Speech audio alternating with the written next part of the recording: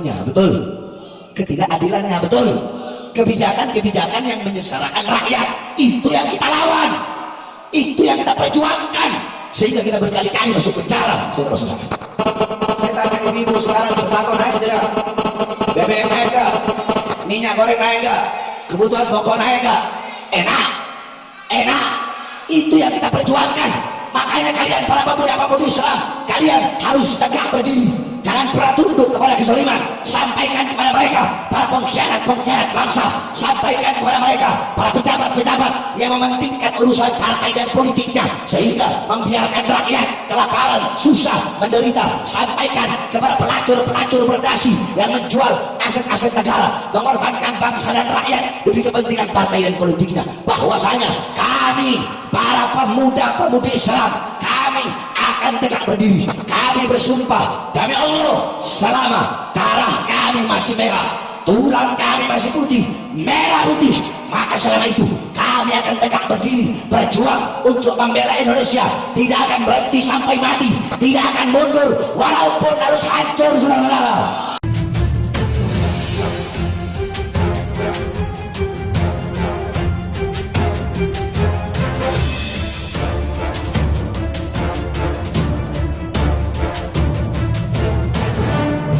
Tidak akan panjang lebar karena saya baru keluar dari rumah sakit, walaupun sedikit karena udah mau maghrib juga, sedikit nasihat ini tetapi insya Allah bermanfaat. Saudara-saudara, di bulan Rajab pada sore hari ini kita mengenang satu peristiwa yang mulia, satu kejadian yang agung, satu peristiwa yang luar biasa, satu kejadian yang luhur. Perjumpaan seorang hamba dengan Tuhannya, perjumpaan seorang kekasih dengan kekasih, perjumpaan seorang pecinta dengan yang dicinta, perjumpaan seorang perindu dengan yang dirindu, yaitu perjumpaan Allah dengan baginda Nabi besar Muhammad yang kita kenal dengan peristiwa Isra Mi'raj. Saudara-saudara, para ulama-ulama salaf, banyak daripada beliau-beliau yang mengarang kitab yang menjelaskan tentang Isra Mi'raj. Ada kitab As-Siraj Al-Wahhaj fi Haqaiq Al-Mi'raj karangan Al-Imam Abu Ishaq Muhammad ibn Ibrahim An-Nu'mani Asy-Syafi'i. Kemudian ada kitab Al-Mi'raj karangan Al-Imam Abdul Karim Al-Bushairi. Kemudian ada kitab Ar-Risalah fil Mi'raj karangan Al-Imam Abdul Hasan Ali bin Muhammad Al-Lakhmi. Kemudian ada kitab Ayatul Kubra fi Syarah Qissatul Isra karangan Al-Imam As-Suyuti. Kemudian ada kitab Al-Ayah Az-Zahimah Al-Bahirah fil Mi'raj Sayyidu Ahli Dunya wal Akhirah karangan Al-Imam Al-Hafidh Samsuddin Muhammad ibn Yusuf Asy-Syami Ad-Dimashqi. Satu lagi kitab beliau Ayatul Bayyinat fil Mi'raj Sayyidu Ahli Al-Ardi was Samawat. Kemudian ada lagi kitab Qissatul Mi'raj karangan Al-Imam As-Said Utsman Syata Ibn Muhammad Syaqq. Kemudian ada kitab Afdalul Manhaj fi Isbat Isra wal Mi'raj karangan Al-Imam Al-Hafidh Muhammad Syekh Abdullah Mustafa Al-Maraghi. Kemudian ada lagi kitab Dawus Siraj fi Fadli Rajab wa Qissah Al-Mi'raj karangan Al-Imam As-Said Muhammad Amin Al-Kurdi. Kemudian ada kitab Minhajus Syami Mukhtasar Mi'rajus Syami karangan Al-Imam Asy-Syaikh Yusuf bin Ismail An-Nabhani. Kemudian ada lagi kitab An-Nurul Wahhaj karangan daripada Al-Imam Ali Zainal Abidin bin Muhammad Al-Hadi Al-Barzanji, disyarahkan oleh cucunya, diberi nama kitab Tajul Ibtihaj ala Nuril Wahhaj karangan Imam Ja'far bin Ismail Al-Barzanji. Kemudian ada kitab Qissatul Mi'raj karangan Imam Najmuddin Al-Ghaiti. Kemudian kitab Khasyiyah Ad-Dardir yang dikarang oleh Imam Abdul Barkat Ahmad Ad-Dardir. Nah, biasanya daerah Jawa Barat, daerah Banten, kalau bulan Rajab itu pondok-pondok pesantren salaf, kiai-kiai salaf, santri-santri salaf pasti menghatamkan kitab Khasyiyah Ad-Dardir. Benar atau tidak? Di sini pernah nggak ada kalau bulan Rajab baca kitab Dardir? Ada nggak? Ada kan? Nah, itu kitab yang menjelaskan tentang Isra Mi'raj. Kemudian ada lagi kitab Al-Mi'raj An-Nabawiyah karangan Al-Imam Syekh Hasan Asy-Syati. Kemudian ada lagi kitab Nailul Munawwar Ghaya As-Saul fil Mi'raj Sayyid al-Mukhtar ar-Rasul karangan Imam Muhammad bin Ja'far al-Kattani. Kemudian ada lagi kitab Hulal Ad-Dibaj al-Matruzah karangan Imam Muhammad bin Muhammad al-Hadi al-Kattani. Kemudian kitab Jawaqit Taj al-Wahaj fil Isra wal Mi'raj karangan Syekh Nafi al-Jauhari. Kemudian kitab Al-Anwar al-Bahiyah fil Mi'raj Khairil Bariyah karangan al-Imam guru kami Abuya As-Sayyid Al-Habib Muhammad bin Ali Al-Maliki Al-Hasani. Dan masih banyak lagi kitab-kitab salaf yang menjelaskan tentang Isra Mi'raj. Engkau pelajari kitab-kitab yang saya sebutkan tadi, maka engkau akan mendapatkan pemahaman yang jelas, pemahaman yang rinci tentang kejadian dan peristiwa Isra Mi'raj. Nah, saudara-saudara, saya jelaskan sedikit tentang Isra Mi'raj. Anggap aja kita lagi ngaji, bukan lagi ceramah. Ini lagi ngaji. Cuma saya nggak bawa kitab. Ya, semua ikutkan, semua jamaah yang hadir yang keras ikuti saya. Bismillahirrahmanirrahim. Subhanalladzi asra bi 'abdihi lailan minal masjidil haram ilal masjidil aqsa. Bada Allah bisubhan. Allah memulai ayat tersebut dengan kalimat subhana. Kenapa kok Allah pakai subhana? Menurut Imam Baghawi, Al-Imam Ibnu Jarir At-Tabari, Al-Imam As-Suyuti, Al-Imam Fakhruddin Ar-Razi, Al-Imam Jalaluddin Al-Mahalli, beliau mengatakan setiap ayat Quran kalau ada kata kalimat subhana berarti itu menunjukkan sesuatu peristiwa, kejadian, perintah, hal, perkara yang luar biasa, yang penting, yang mulia, yang agung. Nah, ini ayat tentang Isra Mi'raj. Allah mulai dengan subhana. Berarti Isra Mi'raj bukan kejadian biasa. Kenapa? Karena Allah awali dengan kalimat subhana. Saudara-saudara, apa pengertian subhana? Apa maknanya subhana? Semua ikuti saya. Bismillahirrahmanirrahim. Subhana bimakna tanzih. Ai al-murad tanzihullah min kulli su. Subhana bimakna bara'ah. Ai al-murad bara'ah lillah min kulli naqsi.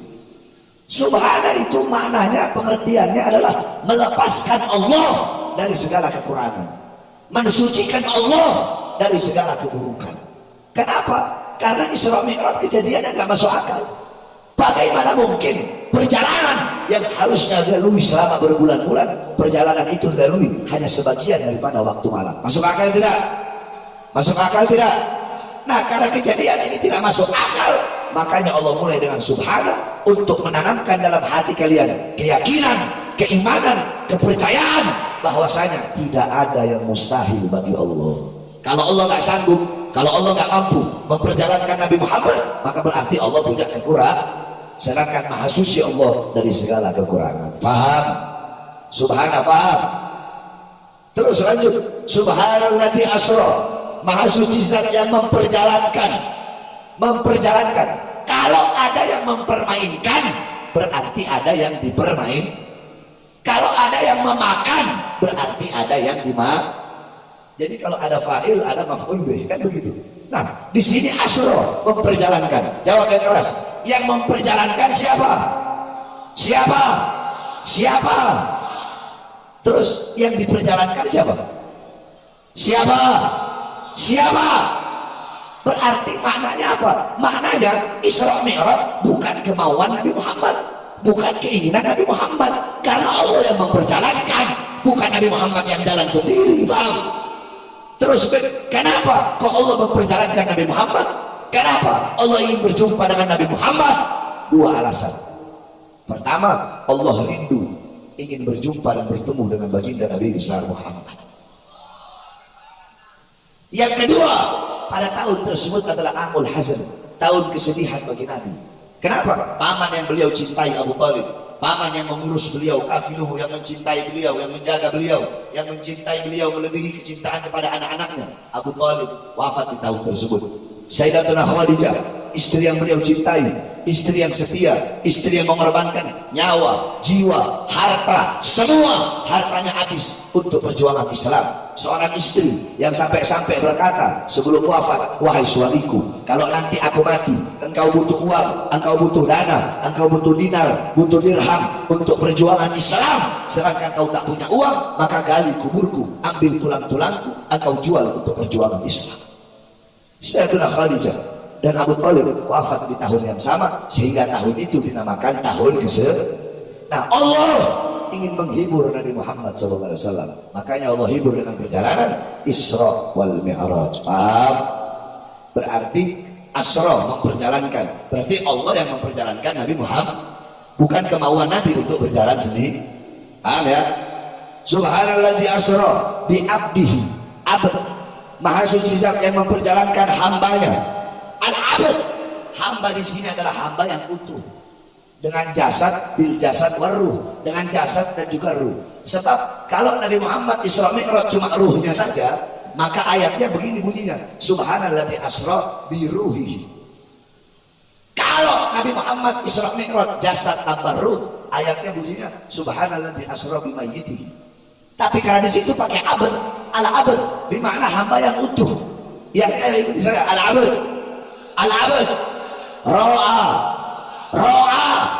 bi'alatil ain, sami'a bi'alatil udhun, takallama bi'alatil lisan, masaka bi'alatil yadain, masya bi'alatil rijlain, syaqa bi'alatil qalb. Jadi hamba yang utuh itu adalah hamba yang melihat dengan alat. Jawab, melihat dengan alat, melihat dengan alat, mendengar dengan alat, berbicara dengan alat, menyentuh, memegang dengan alat, berjalan dengan alat, merasa dengan alat. Apakah bisa ruh berbuat seperti ini? Cuma ruhnya saja, melihat pakai alat mata, ruhnya doang, bisa nggak? Atau jasad doang, bisa nggak melihat pakai alat mata?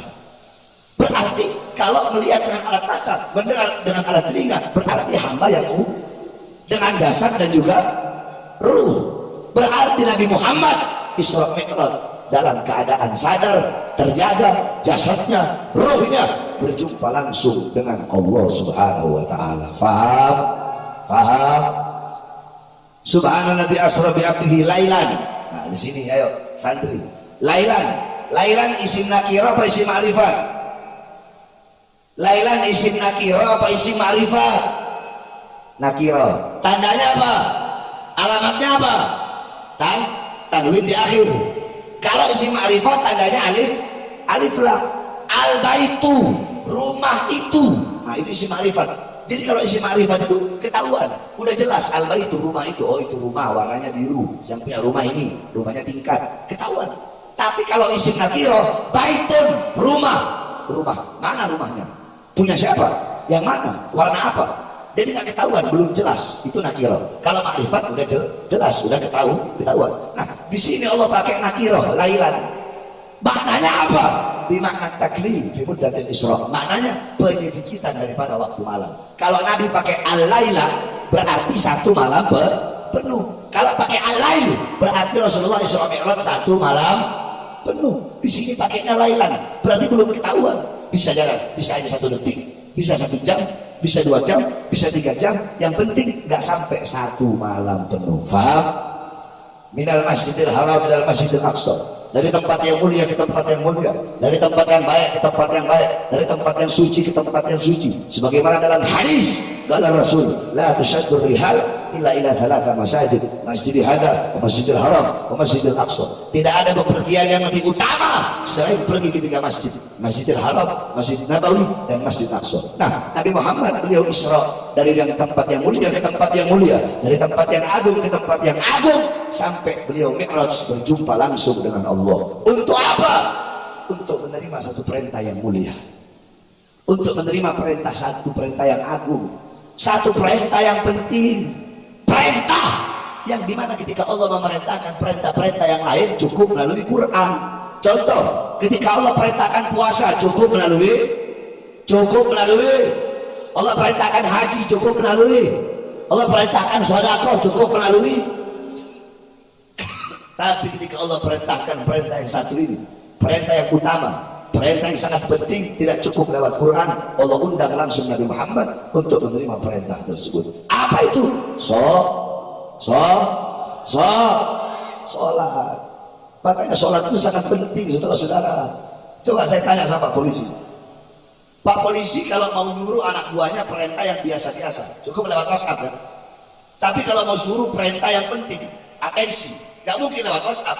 Hei, ayo kalian datang berjumpa dengan saya, ketemu langsung, baru dikasih perintah langsung, ya kan? Nah, begitu pun di perintah sholat, perintah yang lain cukup melalui Quran. Tapi ketika perintah sholat tidak cukup melalui Quran, Allah undang langsung untuk berjumpa, untuk menerima perintah tersebut. Karena begitu pentingnya sholat. Makanya jaga kau punya sholat, bapak-bapak, ibu-ibu. Perhatikan kau punya sholat. Jaga kau punya sholat, perhatikan. Sholat yang menentukan bahagia, bergembira, atau susahnya engkau dunia akhirat, yang menentukan adalah sholat. Selamat atau celakanya engkau dunia akhirat, yang menentukan adalah sholat. Mulia atau hinanya engkau dunia akhirat, yang menentukan adalah sholat. Beruntung atau ruginya engkau dunia akhirat, yang menentukan sholat.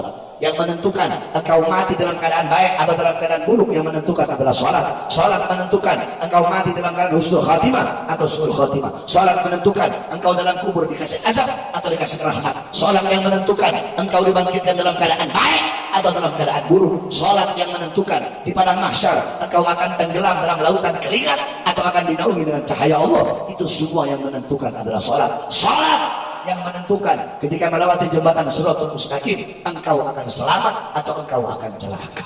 Beb, saya nggak bisa sholat awal waktu, nggak bisa sholat awal waktu, sholat tengah waktu. Beb, nggak bisa sholat tengah waktu, nggak bisa sholat tengah waktu, sholat akhir waktu. Beb, nggak bisa sholat di masjid, sholat di rumah. Beb, nggak bisa sholat jamaah, sholat sendiri. Beb, nggak bisa sholat berdiri, sholat duduk. Beb, nggak bisa sholat duduk, sholat di. Yang penting jangan tinggalkan sholat. As-sholatu ra'sul ibadah. Semua ikuti saya. As-sholatu ra'sul ibadah. Sholat itu adalah kepala ibadah. Amal-amal ibadahmu yang lain itu ekor, kepalanya adalah sholat. Saya tanya, kepala ikut ekor atau ekor ikut kepala? Ekor yang ikut kepala. Berarti baik atau buruknya, sempurna atau tidaknya amal ibadahmu, itu tergantung daripada kau punya sholat. Kalau sholatmu baik, sholatmu bagus, maka seluruh amal ibadahmu baik walaupun sedikit. Maaf, ibadahmu sedikit tapi sholatmu baik, maka seluruh amal ibadah yang sedikit itu akan jadi baik. Sebaliknya, amal ibadahmu banyak tapi sholatmu bolong-bolong, sholatmu rusak, sholatmu tidak sempurna, maka amal ibadah yang banyak itu juga akan rusak dan itu juga tidak akan sempurna. Paham? Ada satu cerita, ada seekor sapi. Ini sapi membanggakan dirinya. Ini sapi bilang, aku dagingku besar, banyak manfaat, dimakan banyak orang, setidaknya aku lebih mulia dari kambing. Kambing bilang, walaupun aku lebih kecil dari sapi, badanku juga, dagingku bisa dimakan, sehat, susuku bisa diminum, setidaknya aku lebih mulia daripada ayam. Apa kata ayam? Walaupun kambing lebih besar daripada aku, tapi aku kalau subuh bangunkan orang sholat, dagingku bisa dimakan, kemudian telurku bisa jadi obat, bisa dimakan, setidaknya aku lebih mulia daripada seekor anjing. Kata anjing apa? Aku walaupun najis tapi masih bermanfaat.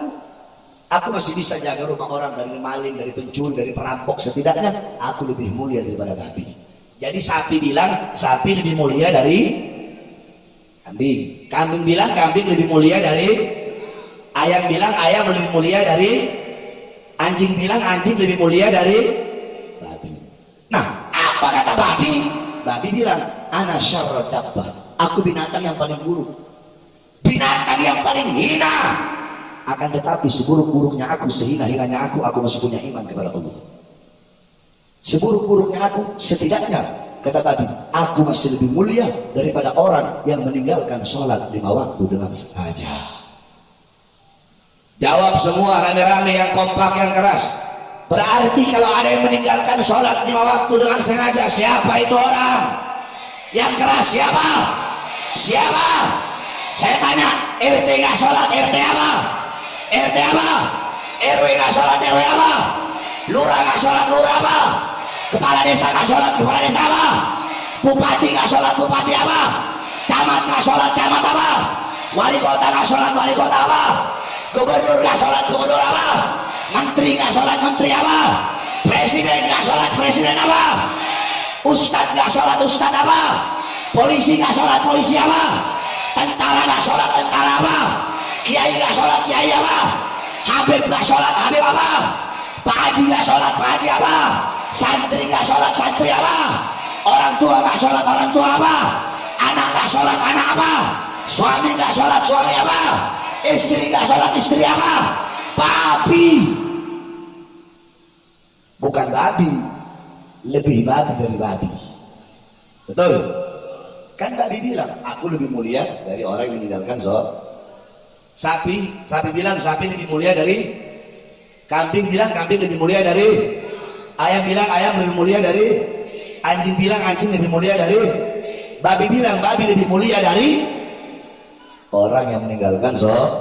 Mau jadi babi, mau lebih hina dari babi, mau lebih buruk dari babi. Makanya jaga kau punya sholat, perhatikan kau punya sholat, khususnya nih para anak muda. Jangan kau robohkan kau punya agama dengan kau meninggalkan sholat. As-sholat imaduddin, sholat itu tiang agama. Saudara-saudara, di negara kita tercinta Indonesia, yang paling banyak merobohkan tiang agamanya, yang paling banyak meremehkan syariatnya, bukan agama lain, bukan Kristen, bukan Buddha, bukan Hindu, bukan Katolik yang paling banyak merobohkan tiang Islam, tetapi umat Islam sendiri yang paling banyak merobohkan syariat Islam dan agama Islam itu sendiri. Anak-anak Islam, ayo semua saya tanya, jawab yang keras. Di luar sana di Indonesia, yang paling banyak melacur siapa? Islam bukan? Yang paling banyak melacur, yang paling banyak judi, yang paling banyak narkoba, yang paling banyak maling, yang paling banyak koruptor. Kenapa? Karena kalian sebagai orang tua tidak pernah mendidik anak-anak kalian dengan pendidikan Nabi Muhammad. Ibu-ibu, kalian di sini paling banyak. Kalian madrasatul ula, madrasah pertama, muallimah, muaddibah, mudarrisah, guru, ustaz, kiai, pondok pesantren pertama bagi putra-putrinya adalah seorang ibu. Baik buruknya anak tergantung dari ibunya. Saya tanya, waktu anak dengan bapak dan waktu anak dengan ibu lebih banyak waktunya dengan siapa? Dengan siapa? Ibu-ibu, kalian tahu di mana letak lemari? Di mana letak kursi kalian? Di mana letak dapur? Di mana letak kasur? Di mana letak bantal? Kalian tahu di mana letak semua isi rumah kalian, tapi kalian tidak tahu di mana letak anak perempuan kalian ketika malam. Ibu-ibu, saya tanya, jawab yang keras ibu-ibu. Emas, intan, permata, berlian, uang, apakah bakal ibu taruh di luar rumah? Jangan laki-laki yang jawab. Ibu-ibu, jawab, taruh di mana? Di luar rumah. Taruh di luar rumah. Di mana ditaruhnya? Di kamar, di lemari, dikunci. Emang kalau taruh di luar rumah kenapa? Dimaling, dicolong, dirampok, diambil orang. Emas, intan, permata, perhiasan, uang kalian kunci rapat-rapat dalam lemari. Tapi kenapa anak-anak perempuan kalian umbar seperti binatang?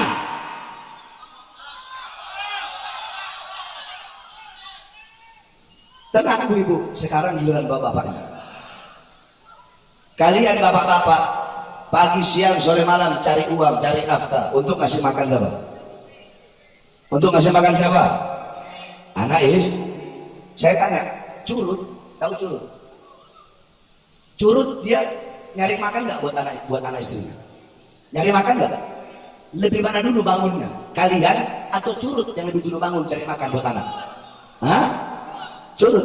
Berarti jikalau kewajiban kalian sebagai bapak cuma ngasih makan jasmani anak, apa bedanya kalian dengan curut? Apa bedanya kalian dengan binatang? Betul. Binatang juga ngasih makan jasmani anak-anaknya.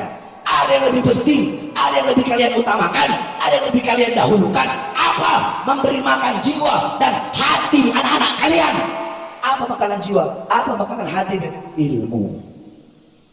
Hati 3 hari gak kena ilmu, hati menjadi mati. Maka tanyakan kepada diri kalian sebagai orang tua, telah berapa lama kalian menjadi sebab hati anak-anak kalian mati? Oleh karenanya saya wasiat yang terakhir kepada para pemuda-pemudi Islam, jaga kemudian sholat, ramaikan masjid-masjidmu untuk tegaknya tiang Islam, untuk tegaknya pondasi Islam. Wahai para pemuda-pemudi Islam, jadilah pemuda-pemudi Nabi Muhammad. Kalian harus punya mental baja, jangan mentalnya kayak mental kerupuk. Tahu kerupuk? Kena air melempem. Kalian harus jadi anak-anak muda yang menyampaikan kebenaran, menegakkan keadilan, melawan para pengkhianat-pengkhianat bangsa, melawan para pelacur-pelacur berdasi, melawan para pelacur-pelacur agama. Jangan pernah kalian tunduk kepada kezaliman, tunduk kepada ketidakadilan, tunduk kepada kemungkaran. Saudara-saudara, saya tanya kepada kalian, apa yang telah kalian korbankan untuk Islam? Apa yang telah kalian korbankan untuk agama, untuk bangsa, untuk negara? Pernah kalian diborgol tangannya, diborgol perutnya, diborgol kakinya? Pernah kalian percobaan pembunuhan lagi di jalan, di tol, terus tiba-tiba mobil kalian ditembak? Pernah kalian waktu di penjara dicoba untuk diracun? Terus apa yang telah kalian perjuangkan untuk Islam?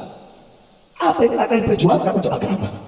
Saudara-saudara, coba kalian lihat bagaimana perjuangan kami, perjuangan Habib Rizik, perjuangan para ustadz, para kiai dan para ulama.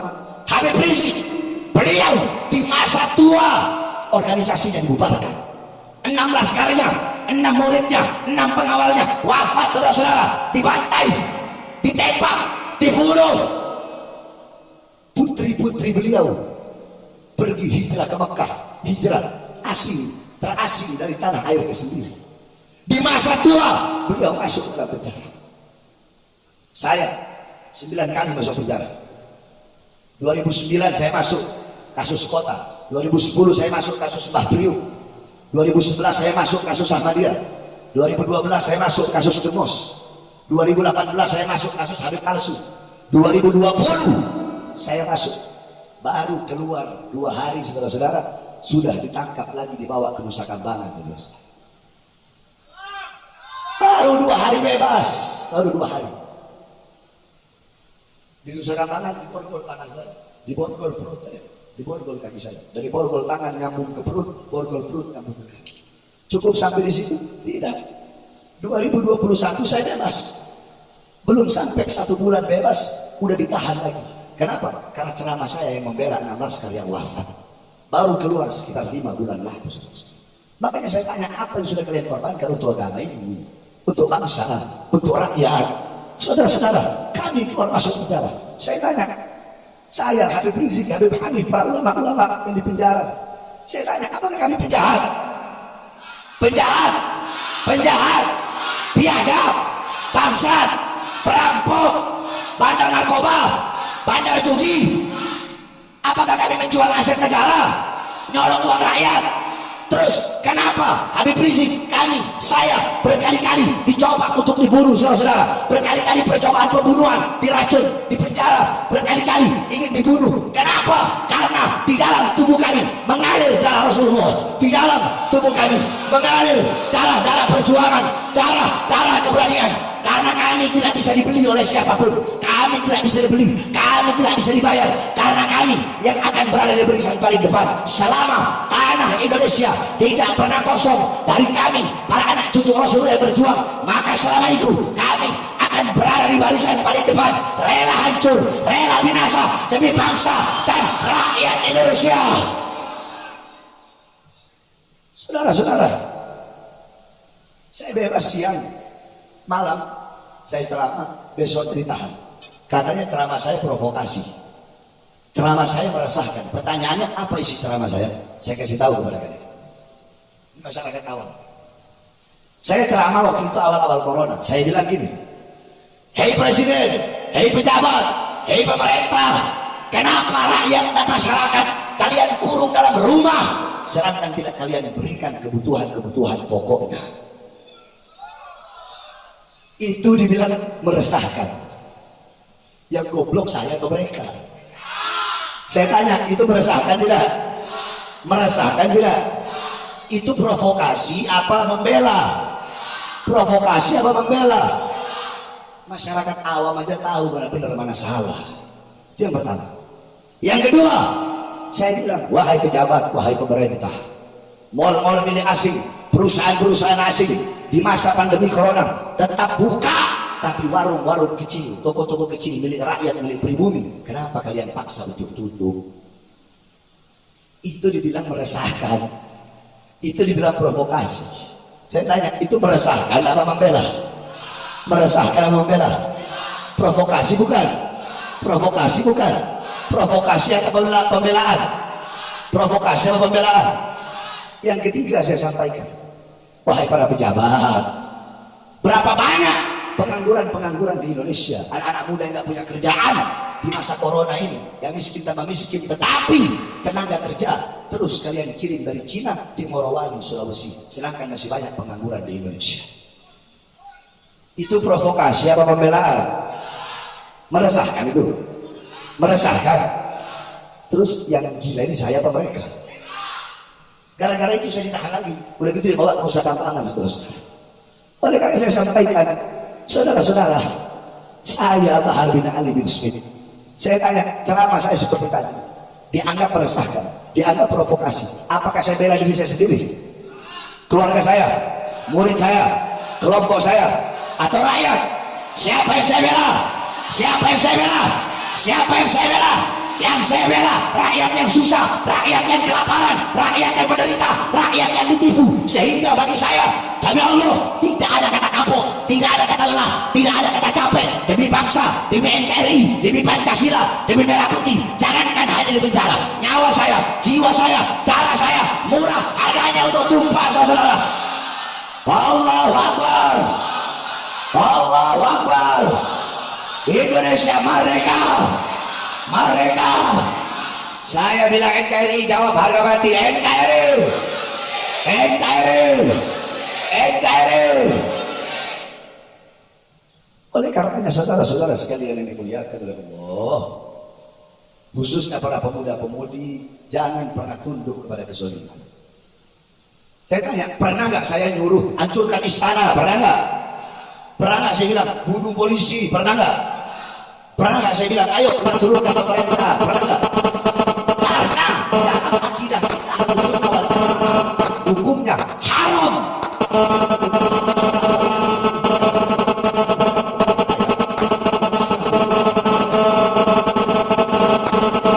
Kezalimannya betul, ketidakadilannya betul, betul, ketidakadilannya betul. Kebijakan-kebijakan yang menyengsarakan rakyat, itu yang kita lawan, itu yang kita perjuangkan, sehingga kita berkali-kali masuk penjara, saudara-saudara. Saya tanya ibu-ibu sekarang, sembako naik tidak? BBM naik enggak? Minyak goreng naik enggak? Kebutuhan pokok naik enggak? Enak, enak. Itu yang kita perjuangkan. Makanya kalian para pemuda-pemudi Islam, kalian harus tegak berdiri. Jangan pernah tunduk kepada kezaliman. Sampaikan kepada mereka, para pengkhianat-pengkhianat bangsa. Sampaikan kepada mereka, para pejabat-pejabat yang mementingkan urusan partai dan politiknya, sehingga membiarkan rakyat kelaparan, susah, menderita. Sampaikan kepada pelacur-pelacur berdasi yang menjual aset-aset negara, mengorbankan bangsa dan rakyat demi kepentingan partai dan politiknya, bahwasanya kami, para pemuda-pemudi Islam, kami akan tegak berdiri. Kami bersumpah demi Allah, selama darah kami masih merah, tulang kami masih putih, merah putih, maka selama itu kami akan tegak berdiri, berjuang untuk membela Indonesia. Tidak akan berhenti sampai mati, tidak akan mundur walaupun harus hancur, saudara-saudara. Siap bela Islam, siap hancur demi Indonesia, siap mati demi NKRI, siap binasa demi NKRI. Allahu Akbar, Allahu Akbar, Allahu Akbar. Saudara-saudara, pejabat sekarang butuh sama rakyat kalau ada maunya doang. Betul. Kalau mau pencalonan, saya berjanji memakmurkan rakyat, saya berjanji mensejahterakan rakyat. Tetapi setelah jadi, yang makmur bukan rakyat, betul. Yang sejahtera bukan rakyat, betul. Yang makmur partainya, politiknya, perutnya, kekuasaannya, pangkatnya, jabatannya. Kita rakyat Indonesia menjadi budak di negara kita sendiri, saudara-saudara. Tadi saya dari jalan depan dikawal sama Pak polisi, Dari jalan depan sampai ke sini, itu jalan saya lihat lubangnya setengah meter.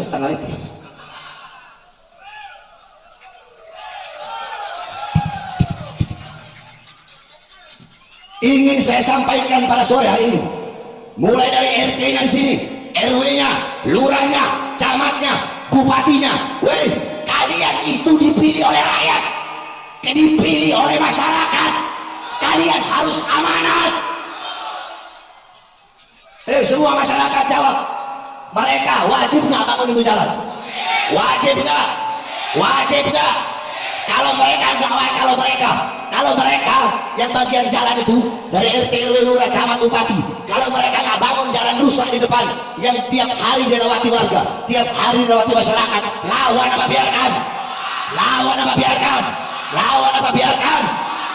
Sampaikan pesan saya ini kepada RT-nya, RW-nya, lurahnya, camatnya, bupatinya, bangun itu jalan di depan. Kalian dipilih oleh rakyat, dipilih oleh masyarakat. Jangan sampai kalian meresahkan, jangan sampai kalian membuat rakyat susah karena jalan yang seperti itu.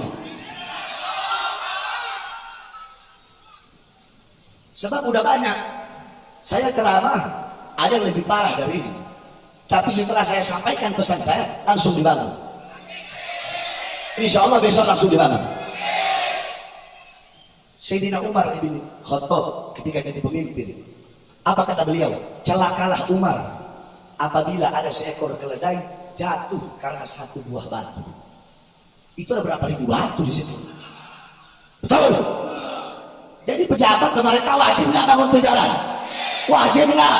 Wajib nggak? Kalau mereka nggak bangun, lawan apa biarkan? Lawan apa biarkan? Lawan apa biarkan? Allahu Akbar, Allahu Akbar, Allahu Akbar. Kalian para pejabat jangan bangga sama pangkat, jangan bangga dengan jabatan. Mau kalian jenderal kek, panglima kek, mau kapolri kek, mau panglima kek, mau menteri kek, mau presiden kek, tidak ada pangkat di akhirat, betul? Tidak ada jabatan di akhirat, betul? Tidak ada bintang, tidak ada pangkat, tidak ada jabatan, tidak ada tahta, tidak ada kekuasaan, tidak ada raja. Yang raja pada hari itu, yang punya pangkat, yang punya jabatan pada hari itu hanya satu. Siapa? Allah. Kalian itu dari rakyat. Saya tanya, gaji mereka dari siapa? Rumah dinas mereka dari siapa? Mobil dinas mereka dari siapa? Senjata mereka dari siapa? Tank mereka dari siapa? Water cannon mereka dari siapa? Dari kami rakyat, keringat rakyat, darah rakyat, pajak rakyat, air mata rakyat. Kami rakyat Indonesia adalah ibu kandung kalian. Makanya kalian jangan macam-macam dengan kami, jangan coba-coba macam-macam, jangan tipu kami, jangan bohongi kami, jangan kurang ajar dengan kami. Kenapa? Karena di atas pejabat, di atas pemerintah ada satu golongan. Siapa itu? Kami, bangsa dan rakyat Indonesia. Allahu Akbar, Allahu Akbar. Rakyat siap bersatu, siap bersatu. Apapun agamanya, apapun sukunya, apapun rasnya, apapun warna kulitnya, kita harus bersatu untuk bangsa, negara, kesatuan Republik Indonesia. Kita yang Islam, kita disatukan dengan dua. Satu disatukan dengan agama, kedua disatukan dengan bangsa Indonesia. Nah, yang beda agama, saudara-saudara kita dari Nasrani, Katolik, Buddha, Hindu, walaupun tidak seagama, tapi kita disatukan dengan satu bangsa, satu kesatuan, yaitu negara kesatuan Republik Indonesia. Siap bersatu, siap bersatu, siap bersatu.